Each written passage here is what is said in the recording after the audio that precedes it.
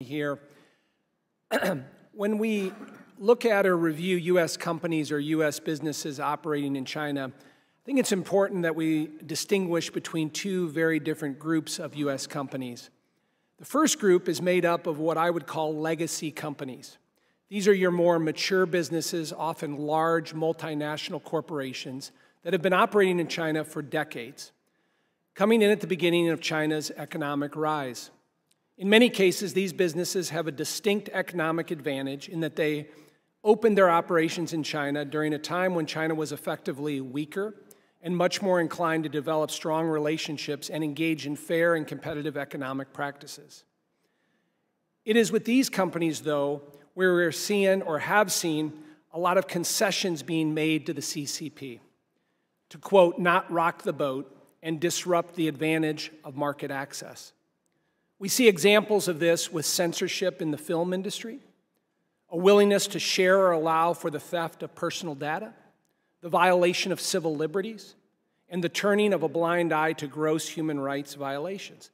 The second group, which I would describe as newer companies in the bioscience field, technology, AI, biomedical, medical tech, national security. These companies, ranging from mom and pop small businesses all the way up to large enterprises in these critical sectors that have to play by a different set of rules. But their concerns are obviously the risk of IP theft, coercion and duress from the CCP, and it seems to me that with these businesses operating under a different set of rules and standards, the CCP is focused on one thing: how do they replace the United States in many of these sectors? So, Ms. Lansbury, I'm wondering if you could comment on the distinction that I just made there, and then secondarily, as you work with businesses that are either just getting started in China or considering doing that, to what degree would you say these companies are pressured to make serious concessions to their values or business model to have the necessary market access to the CCP that maximizes their bottom line? Thank you. To your first point on the established companies since the 80s, right? So a lot of these companies went in very early, as you said. I do think it's important to remember that there is a way that the Chinese operate. I think Matt Pottinger might have spoken about this in the first hearing. The Chinese have a dual kind of way of communicating, and I think you will say one thing and do another.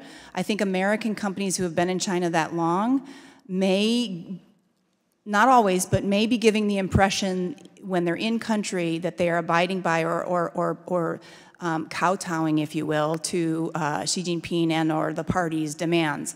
Whereas when back here and meeting with you all, you might hear a different story. I do know in Department of Commerce there are a number of industry advisory committees, and I think there's a way perhaps of this committee to hear more in closed doors with maybe some security clearance to try to get to the bottom of what these larger, more established companies are really going through as they're thinking about all of that investment, hundreds of millions of dollars per company in some of these cases.